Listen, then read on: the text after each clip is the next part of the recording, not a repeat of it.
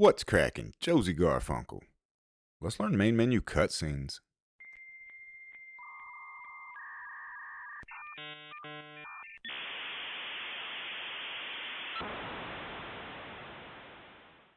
So if you watched one of my last videos on how to set up a loading screen using some information from Unpackable Mods as well as some tips from Everyone Knows Dave combined, I made this loading screen template. It adds shuffling loading screens during the loading screen and music. Well, now we're going to add custom cutscenes to it for the main menu. What is a cutscene? The cutscene is the scene that you set at the main menu. The position of the player, the position of the camera, the weather, the fog, the wind, the rain. It's where you set up the cutscene. Now, if you've opened up the loading screen template that I've provided on Steam in the past, all of this is going to look pretty familiar. You've already customized and set up your own stuff by now. But all you need to do to set up a custom cutscene is add this little insert to the bottom or somewhere within the config. This is for location 1, LOC1. Of course, you can add more. Location 2, 3, so forth and so on. My personal server has about 7. So how do we get all this information? Let's hop over to DayZ editor and see if we can't get a target position and a position. Alright, we got editor loaded up. Let's pop into Chinaris. Make a cutscene. Alright, here we are in editor. The usual middle of the map area of Novi Sober, as it would be. Let's go find some scenic place to take a picture. Kronos Castle, or Crown Castle, whichever you prefer. I think it's a nice little scenic spot. Nice little overview of this area down here going on. See if we can't get a nice picture somewhere around this with a scenic view. How about something like this with an overview of the valley and the castle? First, we're going to need a survivor. Pick anyone you'd like, doesn't really matter. I'm going to stick with old man Peter. And pop it down right here in front of you where you can work with it. And we're just going to back it up a little bit. Stand him right in front of this rock here. Maybe turn him just a little bit. Alright, so we got our NPC placed. Now, let's place where we're going to put our camera.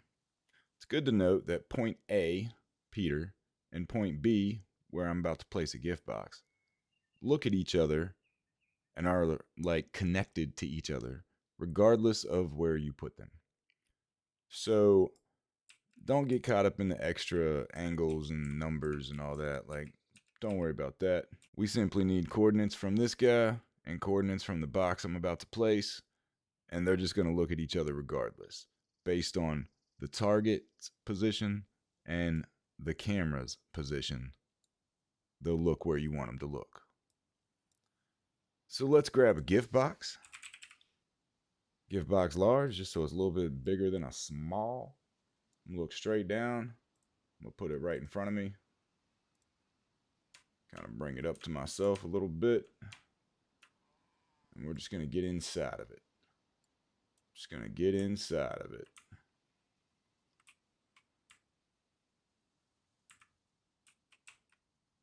Alright, that's about where we want it.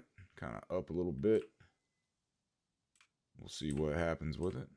Alright, so you want to bring your notepad up and be able to click on these so you can get the coordinates and easily just type them into your config. But every time you hit your Windows key, it goes away. So what you want to do is hold your Alt key, tap the Enter key.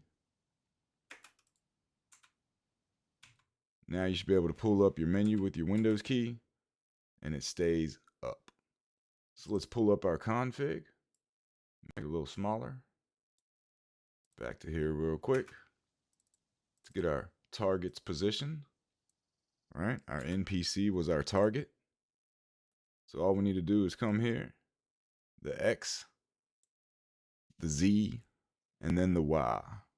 So 1459.91 is the X, 9613.7 is the Z, and then our Y here is 309.105. And then we need our gift box position. Same thing as before. Open your config up. Remember, you're not doing XYZ. You're doing XZY.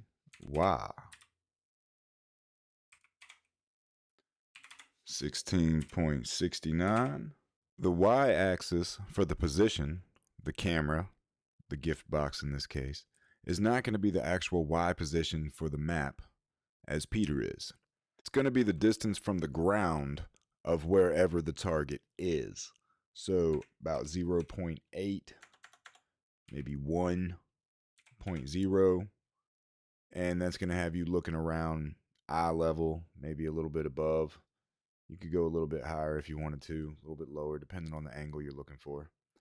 And your locations always need to start with 1. And we have a few more options here. I'm not going to get into huge detail here. As the beginning intro showed, I have rain and fog on that one. Over here, we will make it a nice and sunny day. Maybe a little bit of wind. Get rid of the overcast and field of view. I'm going to leave that how I had it before. That's just going to kind of change a little bit of the zoom factor. You can play with that as much as you would like. You want to go ahead and run that through your PBO packer. Make sure you have your source and destination correct. Go ahead and tap that crunch. There it is. And if you're using Makiros, you do get that little hallelujah. You can also change those sounds to customize them yourself as well. Load up my test server here. Let's go check that cutscene out. And, well, it didn't quite go as we planned.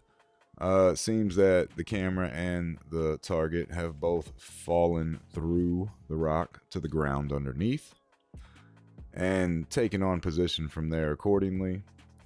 But we are inside the rock and we don't have the camera angle we want. So you're going to have to play with it a little bit. Just wanted to show an example.